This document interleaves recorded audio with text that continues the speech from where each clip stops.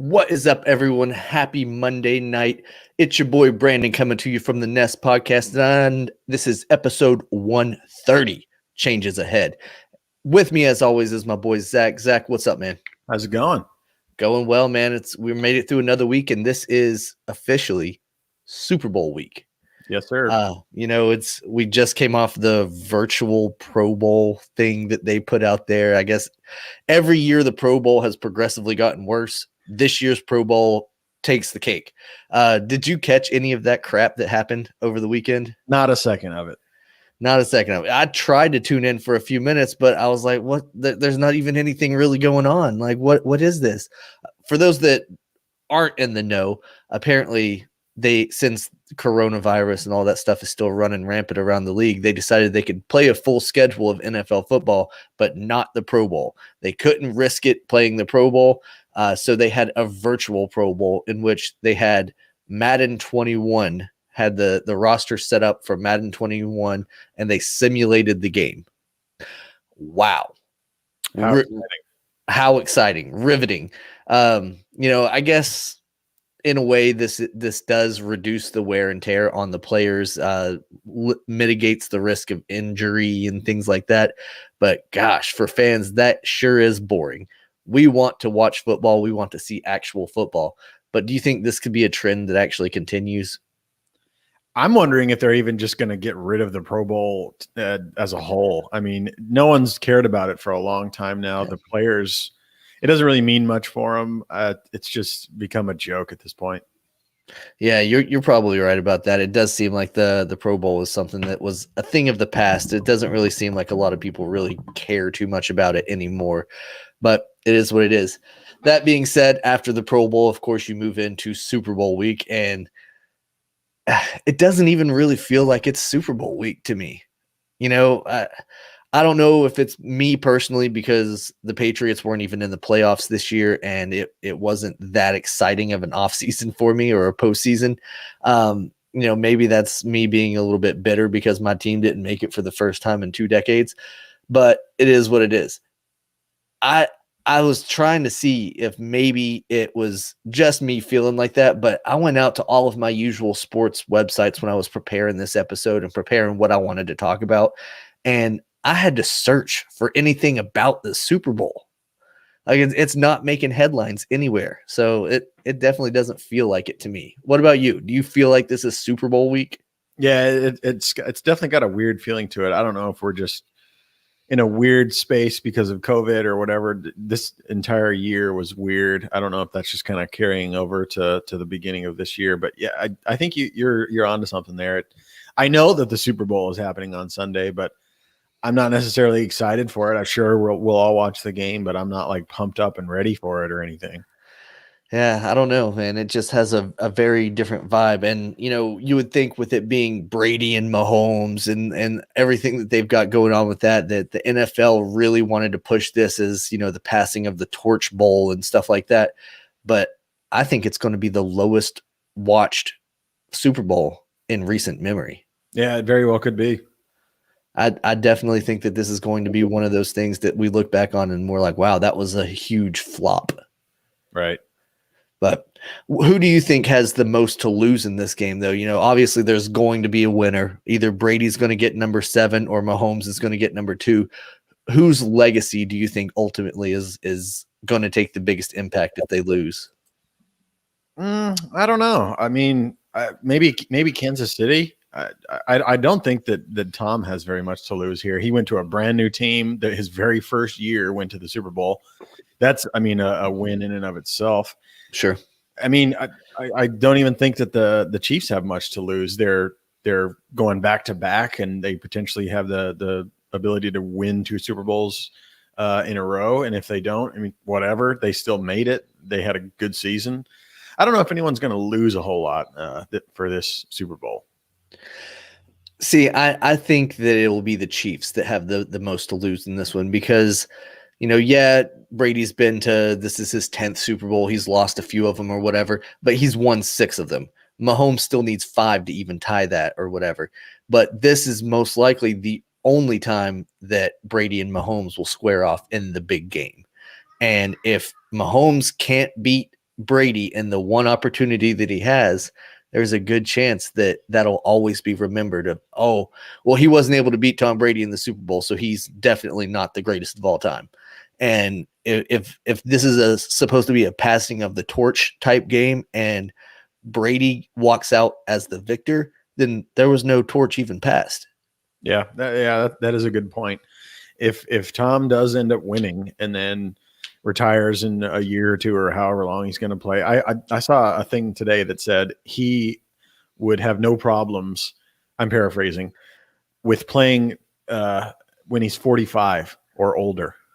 That's just insanity at this point. Yeah. I mean, he might just be talking trash, but even just to say that is kind of crazy. Yeah, that is pretty crazy. I did see that as well, and I was like, "Wow, Tom, just get through this game first, okay, buddy?" Because right. I mean, yeah, they're in the Super Bowl, but it's not 100% because of Tom Brady that they're there. He's had a pretty good supporting cast and a defense that helped carry him. But I digress. Just before we came on, I saw the news came out that COVID is rearing its ugly head in the Super Bowl as well. And the Chiefs have had to place 2 players on their COVID reserve list. They had to replace backup center Daniel Kilgore and wide receiver Demarcus Robinson on that list. Robinson had 45 receptions this year for 466 yards and 3 touchdowns.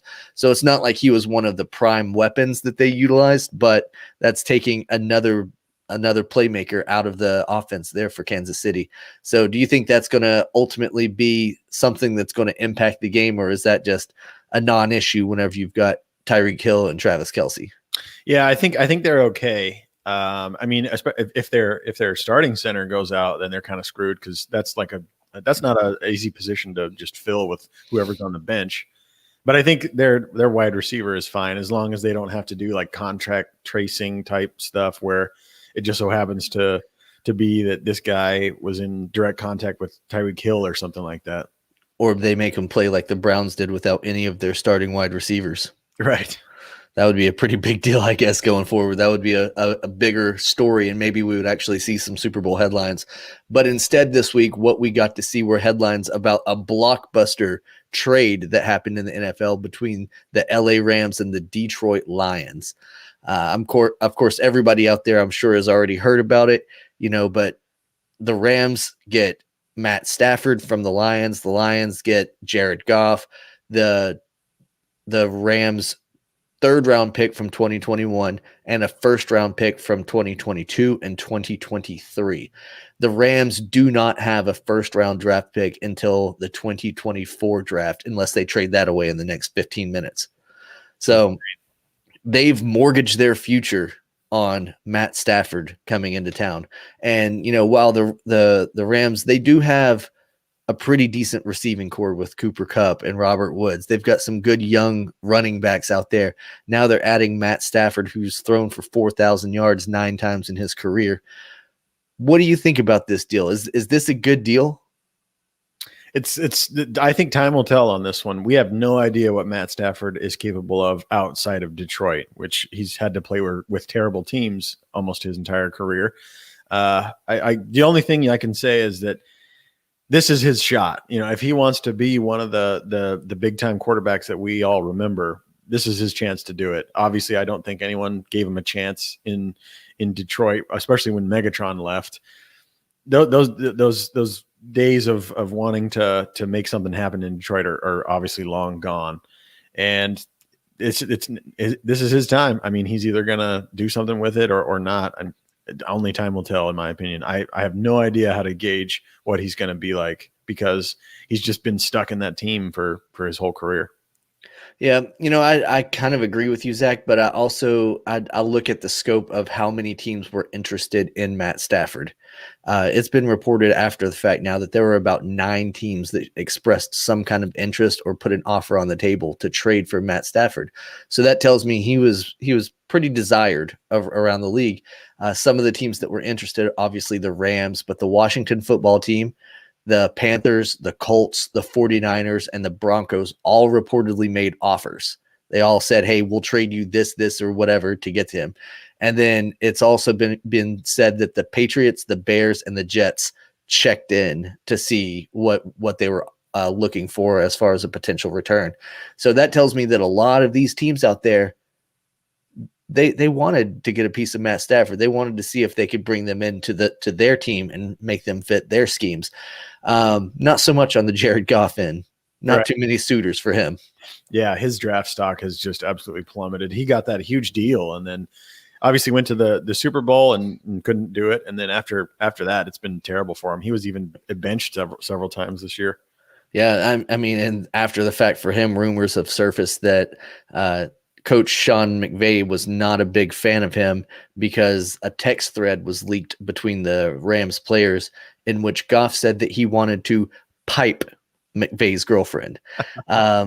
Not a way to endear yourself to the head coach there, but it is what it is.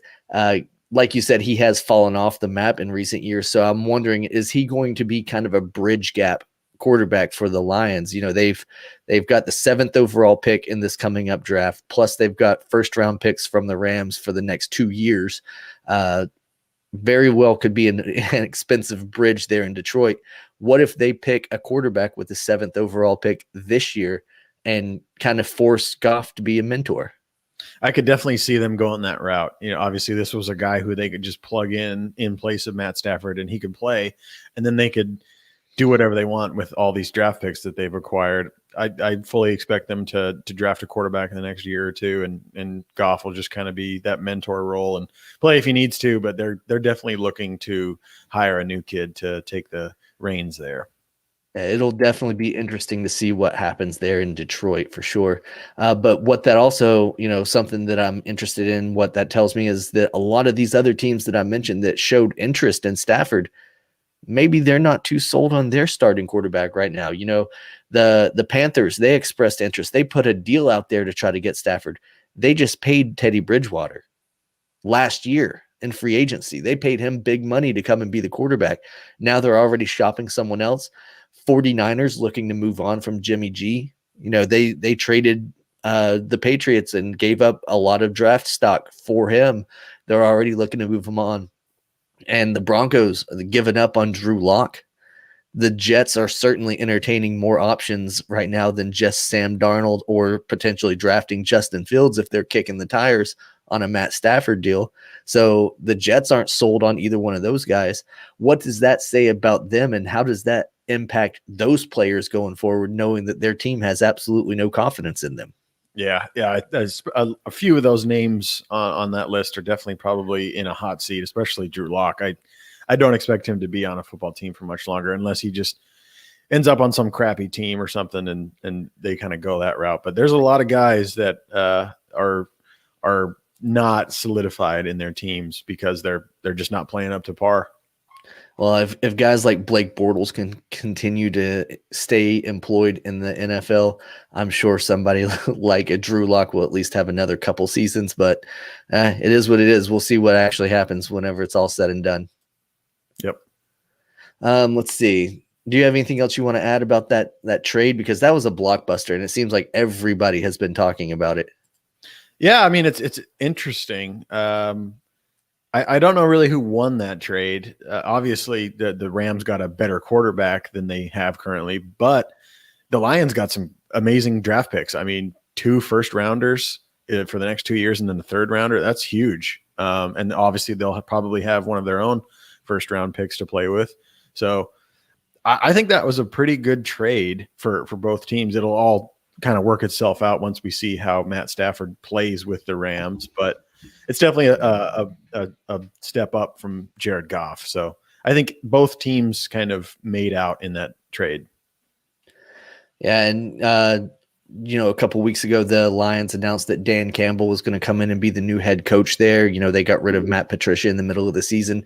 So new coach has a lot to play with, draft picks out the wazoo that he's going to get to spend over the next few years. And it's definitely looking up there in Detroit. Could they be a contender in the NFC North, around the time that Aaron Rodgers is ready to leave Green Bay?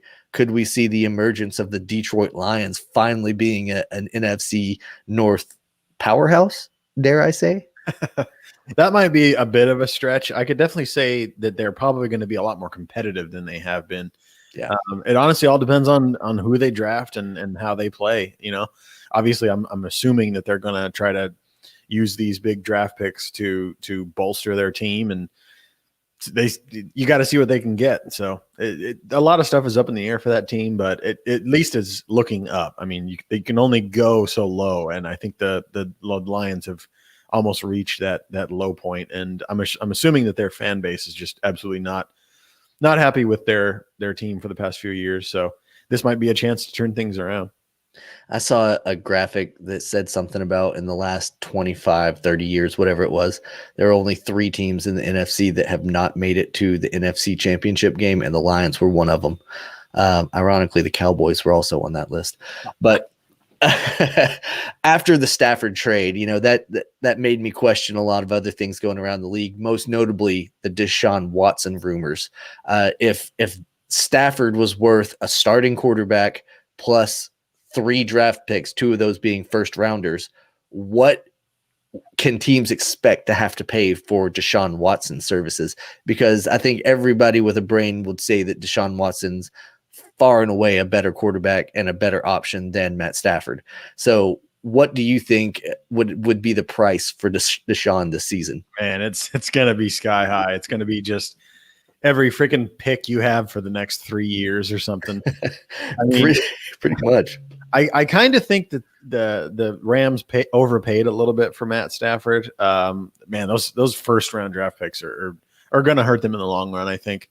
But I mean, they set the market, and Deshaun's going to look at this and say, "Hey, this guy got this. I'm better than him, and you know it. So let's go for it." And basically, the ball is in his court because I believe he has a no trade clause.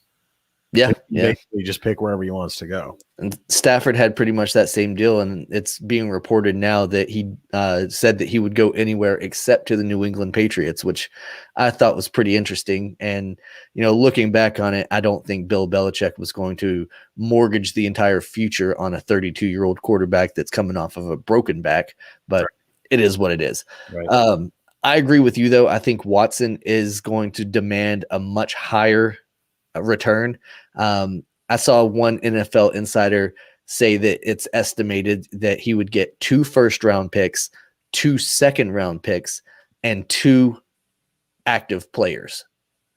So you would have to come off of essentially 6 players to get Deshaun Watson services. That's a lot. That is a hefty, hefty ransom. I don't know if any team's really going to be willing to pay that. But Nick Cicero, the Texans' new GM, he actually has come out and said that the Texans have no plans of moving Watson whatsoever, despite his requests. Well, then get ready for him to sit out. That's what I'm thinking. I'm thinking, that's all well and good for you to say you don't want to trade him. I understand not wanting to trade him. He's one of the best quarterbacks out there. But what if he doesn't want to come back and play for you? What if he's like, okay, well, then I'll just sit out? Then that makes his price tend to go down a little bit, because if he's not going to play for you, you're willing to negotiate a little bit more to get something in return, to get something out on the field, because you sure don't want to put Colt McCoy or whoever his backup is out there starting. You want to at least try to get finagled to get something in his place. So I think the longer this goes on, the more we start to see that Stafford and Watson trade deal start to balance out, and we get a true middle ground of what they're worth. Yeah. I almost kind of fully expect at this point for no deal to be made with Watson. I don't think a team is going to give up what they want for him this early on. I think he's probably going to end up sitting out at the beginning of the year, maybe for a few weeks. And like you said, that price for him is going to drop, and then they'll get someone to bite. Yep. Yeah, I think so too. One person that I know this is certainly good news for is Dak Prescott. Dak is sitting there as the only member of the 2016 draft class, quarterback-wise, that has not been cut, traded, or benched. Is that finally enough to get this man paid? I think so. I think especially if he didn't get hurt this year, he would have had a very good year. He was just absolutely tearing it up at the beginning of the year. I think this is finally the time that Jerry Jones has to cough up that money and pay him, or you're going to have to get rid of him. I think he's definitively said, I am worth this much. before this year, we were kind of saying, I don't know. He's had one great year, and he's kind of been just off the radar a little bit ever since that. But I think 2020 kind of really just showed us all what he's capable of. It wasn't a fluke. He definitely is a good player. I do think he benefits greatly from having good weapons and good wide receivers and stuff, but who doesn't? And yeah, I think if the Cowboys don't want to give him a big deal, then he's going to look elsewhere and try to get one. Yeah, I think so too. And it's being rumored right now that Dak will be offered the same deal that he was offered and turned down last year. Of course, that was 5 years, $175 million. That's an average annual value of $35 million per year. That's the one that we all joked about whenever he said that I can't feed my family on $35 million, when he was making his case that he was worth $40 million a year. So is this another situation where he's going to be turning that down, or coming off of this injury, is he going to humble himself a little bit and accept that 5-year contract? Because right now I think that injury has a lot of question marks attached to it. Yeah. Is he going to be able to come back and be the quarterback that he was at the beginning of this past season? It's kind of a big deal that he might even get that kind of an offer right now. I would look for the Cowboys to push for the franchise tag for one more season to see if they can actually get what he's worth out of him again this year. Yeah, and I think that's the smart move. I would bet that Dak is probably going to push that same kind of concept, like, hey, I'm worth more, blah, blah, blah, blah, blah. The injury doesn't mean anything, whatever. But I think a smart person would say, you know what? Injuries happen, yes. And not everyone recovers the same. Not everyone is able to do the same things that they did before their injury. I think he'll be okay. But I think that the Cowboys will use his injury as kind of a scapegoat to say, we don't know what you're capable of. Let's do the franchise tag again. Yeah, I think that is the smart move to make for a franchise. If the Cowboys do end up paying Dak at $175 million, $35 million a year, are they really shooting themselves in the foot by paying Zeke all that money that he got, paying Cooper all that money that he got, and now paying a quarterback that's returning from that serious injury? Those three combined would equal $68.7 million in 2021. That's a huge chunk of the $175 million cap. Mm-hmm. How are you going to be able to field the rest of your roster if you're paying three players? What is that, like a fifth of the overall salary? Maybe a little more than that. Right. Yeah, they're definitely putting all their eggs in one basket, and it's either going to work or it's not. And that's a kind of a big gamble because, like you said, you're on the hook for a good chunk of years, and that's basically a giant chunk of your cap space. And then you have nothing to pay your O-line, so Dak Prescott's going to have to run for his life all the time. You're not going to have much of a defense, so teams are going to be able to score all day on you. I don't know. And remind me real quick, how was it that Dak got injured in the first place? Running around. Running for his life. Mm-hmm. Imagine that. Yep. We talked about the blockbuster trade that happened in the NFL, and that's been dominating headlines lately. But in our world, there was another trade that's been dominating headlines as well.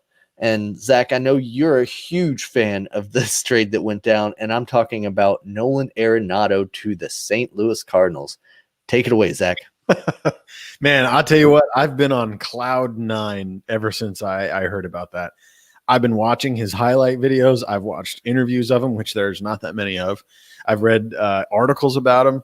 I'm just through the roof. And this struck me by absolute surprise. I was fully ready for the Cardinals to sign Molina and maybe sign Wainwright, which they did, and that be the end of it. They're not going to make any huge moves in this weird COVID season. Maybe they'll make a few moves in 2 or 3 years. Nope, they came out of absolute nowhere and just dropped this huge bomb. And I saw a tweet that sums it up perfectly. The Cardinals gave us the old for Christmas. Sorry, we didn't get you everything you wanted. Times are tough. And then they bring out the PS5 from the closet.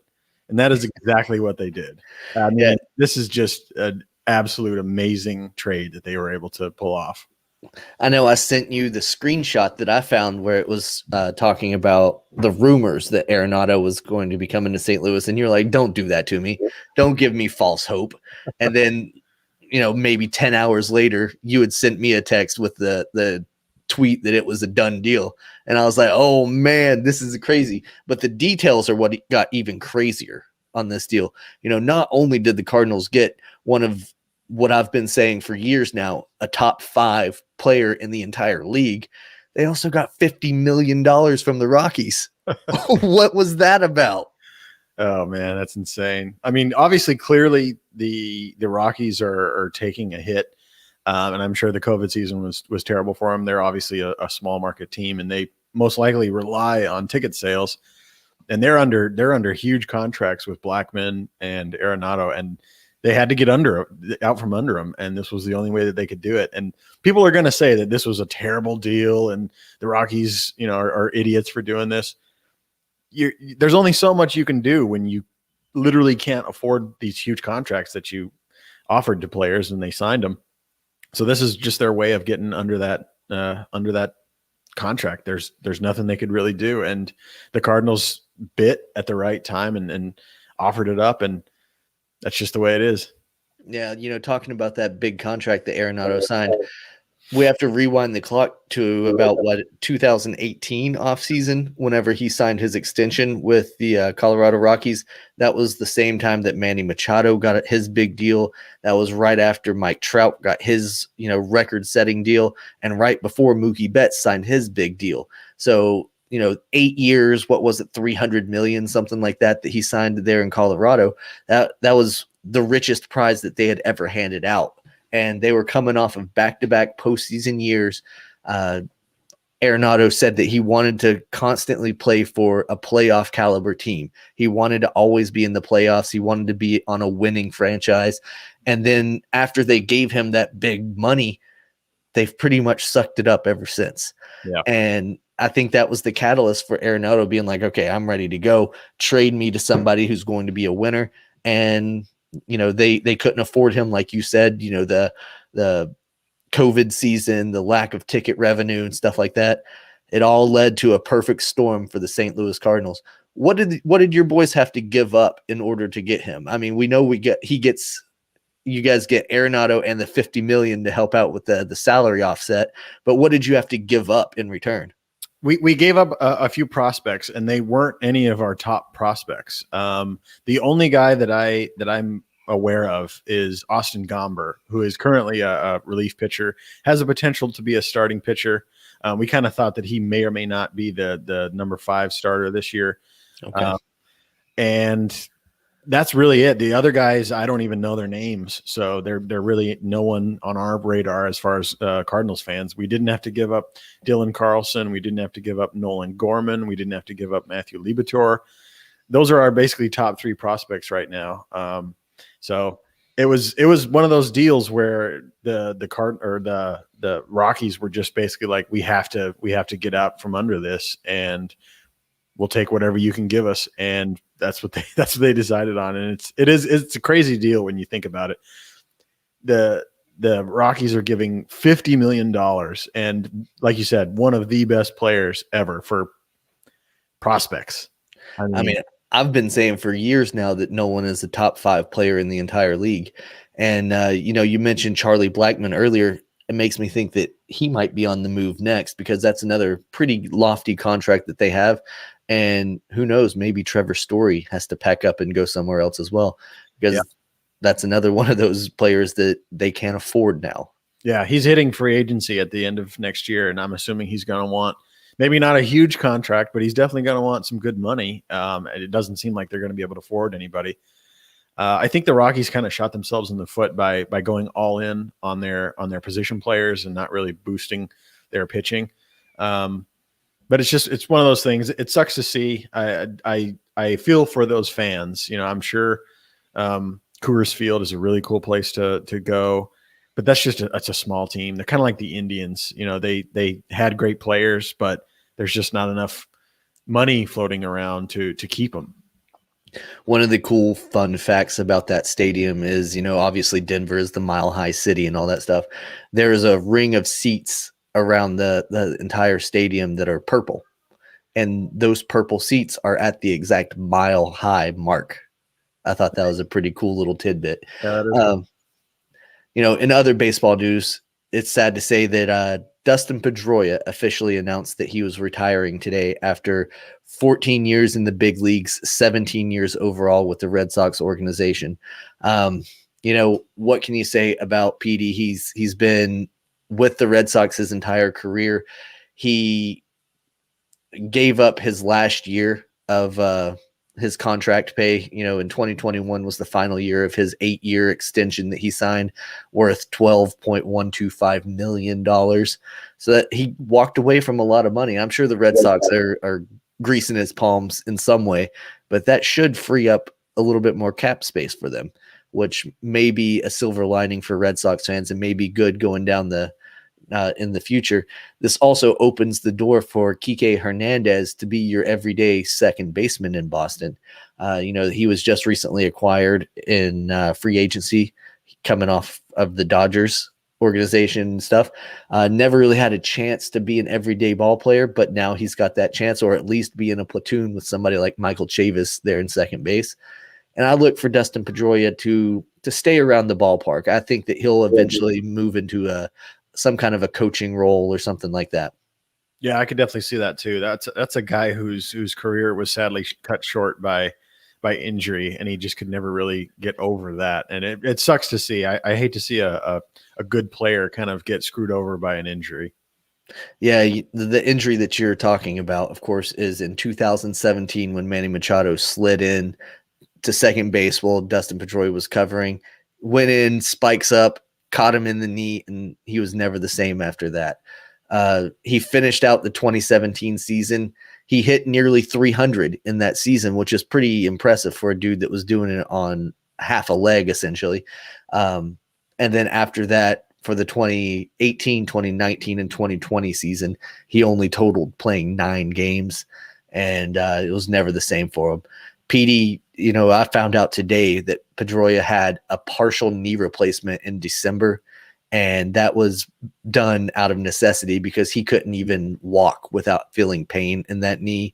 He said that he couldn't stand at his son's ball games for an hour without his knee swelling up to the size of a basketball and having to put ice on it for, the rest of the day.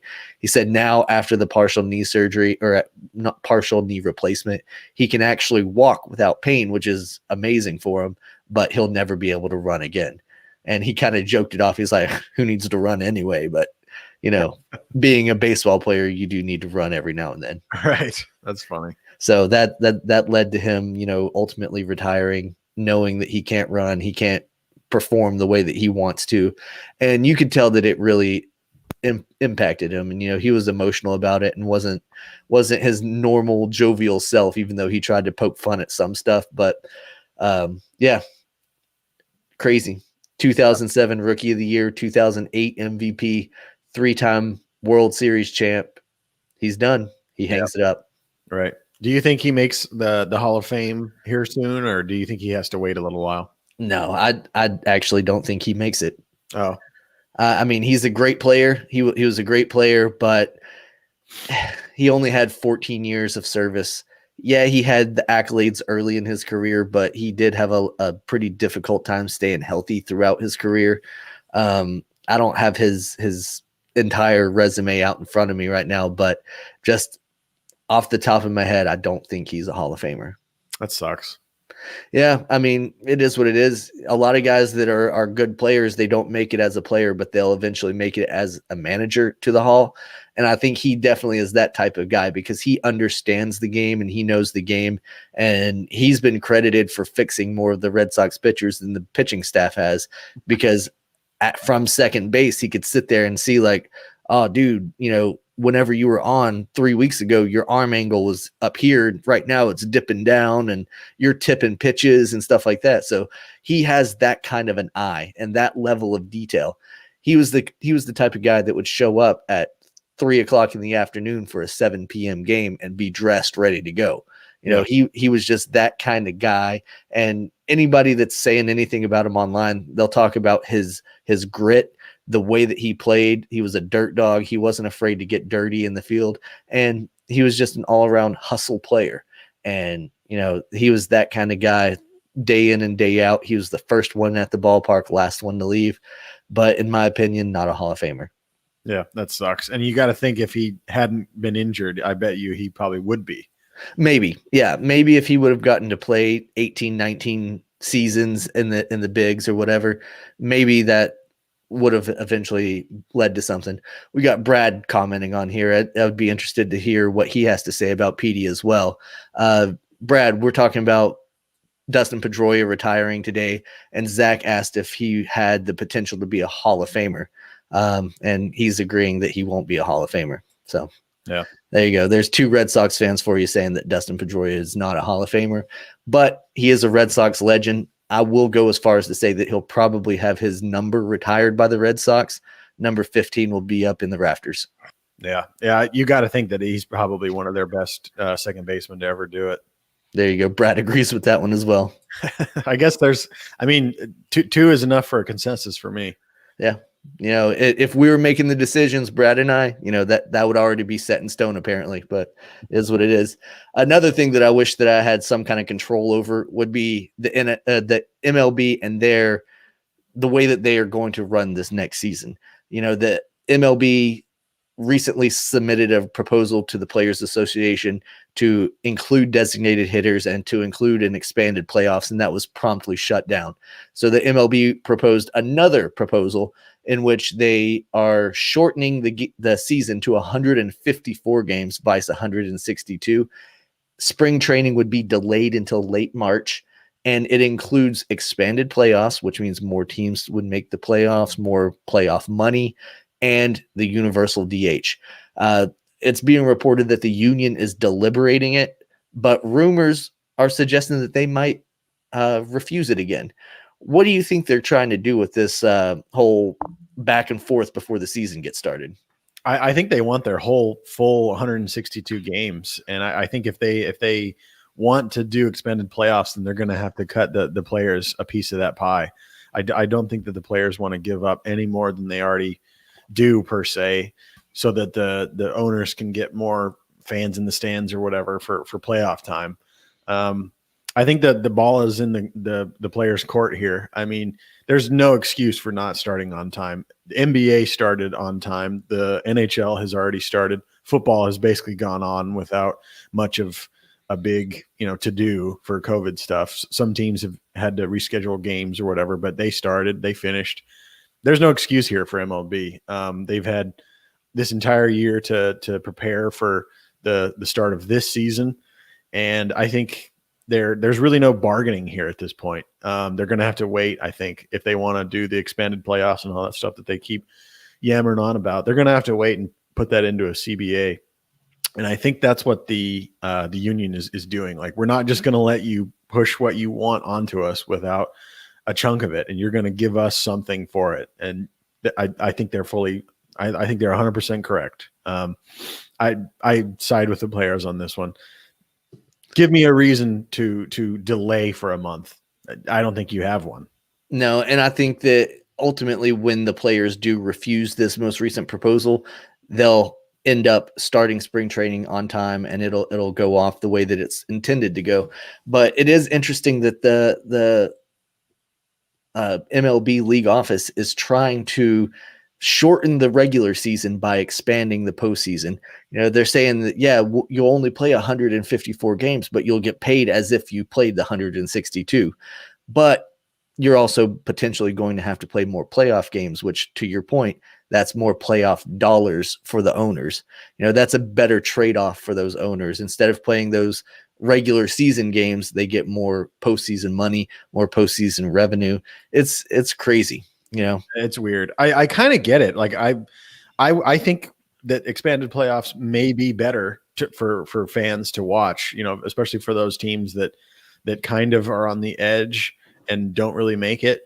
But then what happens if those teams that are on the edge get into the playoffs and absolutely get swept and creamed to begin with? What's the difference between having them be on the outside looking in versus getting into these expanded playoffs and then immediately getting booted out? Yeah, we got Dino saying baseball is way too long anyway.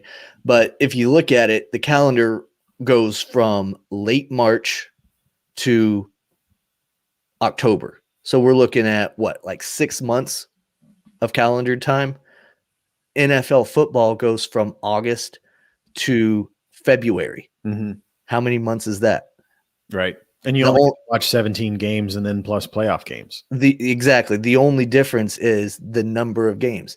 In Major League Baseball, if you're a fan of the sport, you have something to watch every single night. Mm-hmm. With football, you get to watch your team once a week, unless it's a bye week.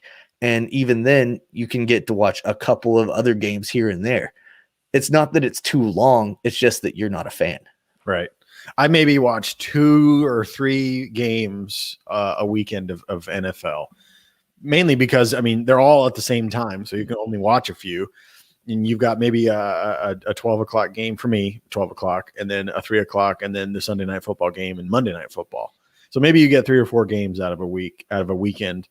I can watch 4, 5, 6 games in a week of baseball season. Yep. I love whenever I've got a 1 o'clock game, because I can turn it on at work and just have the game pulled up on my phone, keeping tabs on what's going on. I can listen to it on the radio on my way home, and then I can watch another game when I get home. Right. Less games build up more anticipation. I mean, I guess, but seeing your team play 3 games over the span of 3 days is pretty awesome, especially whenever they're kicking the dog crap out of your rival. Right. You know, it's great to see the Red Sox go into Yankee Stadium and shove it down their throats. Yeah. You swing your dick around bigger all week long because of that. Yep. You don't get that same satisfaction of only beating.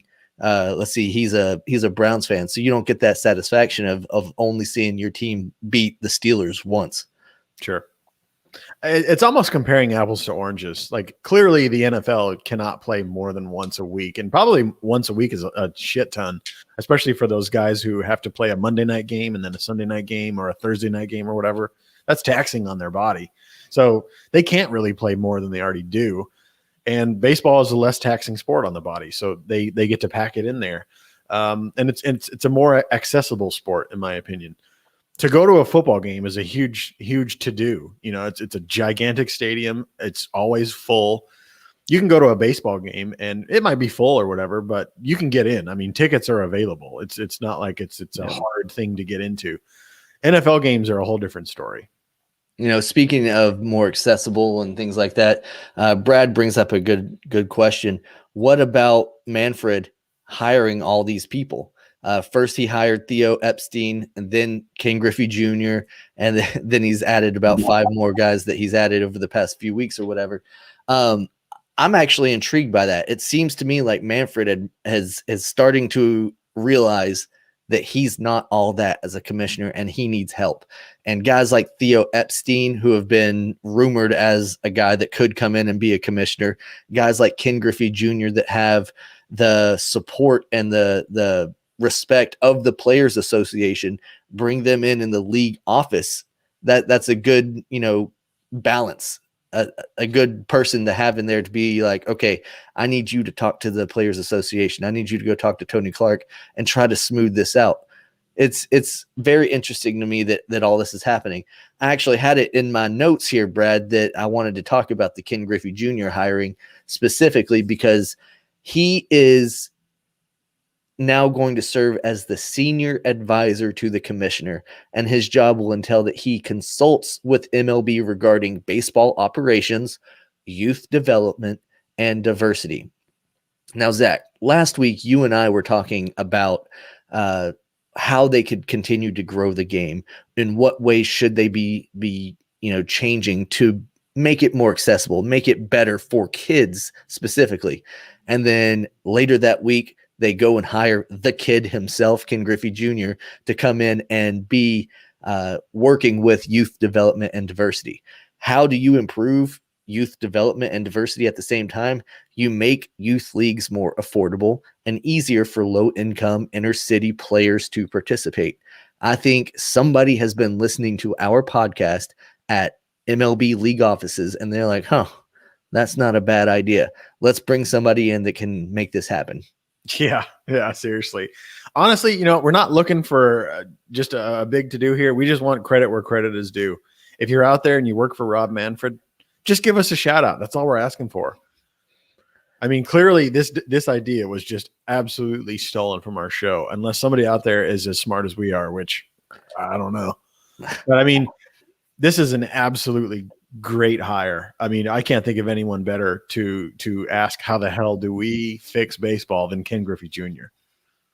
Yeah, I mean, like I said, he's already got the respect of all baseball fans. He's got the respect of the players. Now he's plugged into the league offices. This is a guy that could turn it around.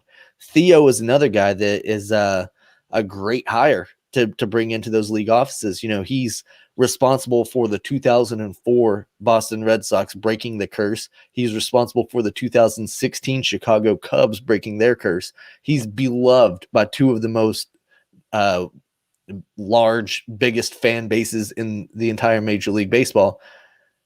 Dude, that's a great person to have on your side whenever he's already beloved by that many people. Yeah, absolutely. I kind of am hopeful for the future of MLB. It was kind of looking really dark there. I mean, Manfred was just doing his own thing and not listening to anybody, and clearly no one really is a huge fan of his. This is a good move. I'd say this is a good spot to be in for the future of baseball. I mean, one of the best to ever do it, Ken Griffey, and like you said, Theo Epstein is just a talent in and of himself. This is a good spot to be, especially from where we were last year, and just yeah. I kind of wonder if Manfred's going to be on a hot seat now. I think so. I think he definitely is. Brad even commented that his job is on the line. So he's trying to surround himself with good people to at least help him out in the next little bit. Maybe it'll save him. Maybe it'll get him reelected or whatever it is that he has to do in order to try to keep that job. What I think is he has essentially hired his replacement, because I think either Theo or Ken Griffey Jr. could come in and be the commish. But we're talking about developing the game, growing the game, trying to make the game better. MLB came out with the announcement today that they're going to have on the cover of MLB The Show 21, one of the hottest young talents in the game in Fernando Tatis Jr. At 22 years of age, he's going to be the youngest ever cover of that game. And it's also going to be available on Xbox for the first time ever. Thank God. How amazing is that? Now, not only are they, not excluding half of the video gamers out there, they're opening it up to both platforms. That opens it up to a lot of new eyes. A lot more people are going to get to play the game, see the game, interact with the game. A lot of kids are going to learn baseball through playing this video game. Yeah, absolutely. I don't know if I've said it on here before, but I've said it somewhere. If you don't know a sport, play the video game of that sport, and it'll immediately teach you all of the things that the inner workings of that sport and how that sport works. And it'll teach you all of the players that are in that sport, and you'll get to know that sport in a fun way instead of just kind of sitting there and watching a game and not knowing what the hell's going on. If you can play a game on a sport, it's a great way to get introduced to that sport. And I think that's a huge key to get kids into baseball. We all know that kids love electronics and games and stuff like that. And I think this is perfect. I think they should even open it up even further. Put it on every damn platform you possibly can. Switch even, use those Joy-Cons to swing the bat or whatever, like the old Wii games and stuff. Just open it up and get kids excited for it. The only problem with the Switch is you have to tone down the graphics and all that stuff, so it doesn't look as such a nice presentation. But yeah, I agree. Now we've got the Xbox, we have Xbox One, we have the Xbox Series X or whatever. You've got the PlayStation 4, PlayStation 5. You've got gamers across multiple generations of platforms right now that are playing these games. Plus, we're still in a COVID era where a lot of people are staying home and doing nothing but playing video games all day, every day. Why not make it more accessible? This is going back to what we talked about last week, expanding it, getting it to where it's more readily available to all these people. And Brad, I guess he watched last week because he said, stop the blackouts, because that was another thing that's just annoying. Make it easier for people to watch the game. I remember, Dino was talking about the steroid era and how good that era was of baseball. Back then, when it was Big Mac and Sammy Sosa chasing the home run crown, they would break into whatever you were watching to show you their at bats because it was must see TV. They were forcing baseball on people and everybody was loving it. Mm-hmm. Make it more available, make it more interesting for the fans to get to watch. I definitely think they should be doing the mic'd up players during the games and stuff like that. I loved watching the players giving interviews while they were standing in outfield and stuff like that. That's awesome to me. Yeah. Give these players a personality. Yeah, absolutely. And I think putting Tatis on the cover is an absolute smart move. Huge move. He's a breakout star. He's young, so people can relate to him a little bit more. He's got flair. He's exciting to watch. He's super talented. This is a guy you want to put out there and say, this is our product. This is who we have in our league, and this is what you can watch if you want to watch baseball. Things are kind of looking up, but there's still some work to do for sure. The only problem with Tatis that I foresee in the near future is that he's going to get kind of that Mike Trout situation where he plays on the West Coast. So unless you are able to watch West Coast games, you're not really going to get to see him that often. Which is exactly why they need to open up the viewing of games and spread them out farther. Right. Well, that, and if it's a 7 p.m. game on the West Coast, that's 10 p.m. on the East Coast. Not many people are staying up to start a game at 10 p.m. on the East Coast, knowing that it's not going to be over until midnight, 1 o'clock in the morning, something like that. True. You need to try to figure out a way to get more of these West Coast teams with these great players to play on East Coast time zones or East Coast teams and stuff like that. I know they try to do the whole switching back and forths, but when they do that, they tend to bring the East Coast team, throw them out west, and still start them at 7 o'clock p.m. or whatever. So they lose ratings from their East Coast viewers. This is something that they need to be able to figure out. Try to make it to where it's more time friendly for everybody. You don't need to be playing so many games late at night whenever your audience is on the East Coast that aren't going to stay up and watch it. Yeah, absolutely. There's a lot of work to be done, but we've got something here, obviously. Like 2019, the Red Sox started with an 11-game West Coast road trip. Yeah, I remember that. That was so weird.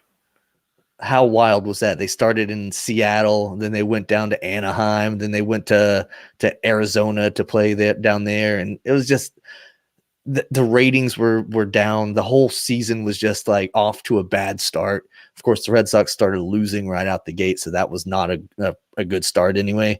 But then whenever they came back to Fenway, it's like, oh, it's baseball now. It's baseball in Boston. Now we're excited. But They were already, 2 weeks into the season at that point. Yep. It was wild. Anyway, you got anything else you want to add tonight? I can't think of anything else. Yeah, I can't freaking wait for baseball to start. This is just the most excited I've been for baseball in a while. This was a year where I just kind of expected us to be mediocre, and the NL Central is a cakewalk anyway, so that was kind of locked up. But now, now anything can happen. I still kind of think that the Dodgers and the Padres are going to be tough to beat, but who the hell knows? I cannot wait to start watching baseball.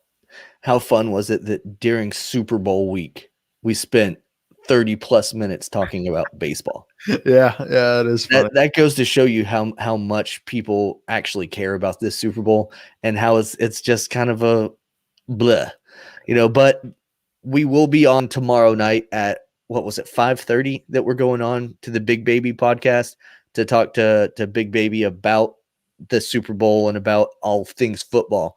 So we kind of left our football section light tonight on purpose because we're going to be touching up on it tomorrow night on his show. We're kind of making our rounds for Super Bowl week so that we can, spread our opinions and all that stuff. Hopefully we can continue to grow our following as well. We appreciate all of you that have been commenting along and participating in the conversation tonight. That's always a lot of fun. If you're just a regular audio podcast listener, consider tuning in sometime on YouTube or Facebook Live. We like to have the comments. We like to have you guys coming in, given your opinions as we're talking, because it sometimes adds more flavor to the conversation. Yeah, that's all I got. Yeah. I'll also be on Brad's show. Brad was commenting earlier. He co-hosts a show called the Rip Griffin Podcast. That's just basically a pure baseball show. And Thursday night, I believe at 7 Central, I'll obviously share the podcast. We're going to be talking about just the Cardinals. So obviously we've got Nolan Arenado to talk about and just their whole outlook on this next season. So if you enjoy baseball, you can catch me there too. Just John about more baseball. Yeah, sounds great, man. We'll talk to you guys later. See you back next week right here on the Nest Podcast. Peace. I am not ready for this.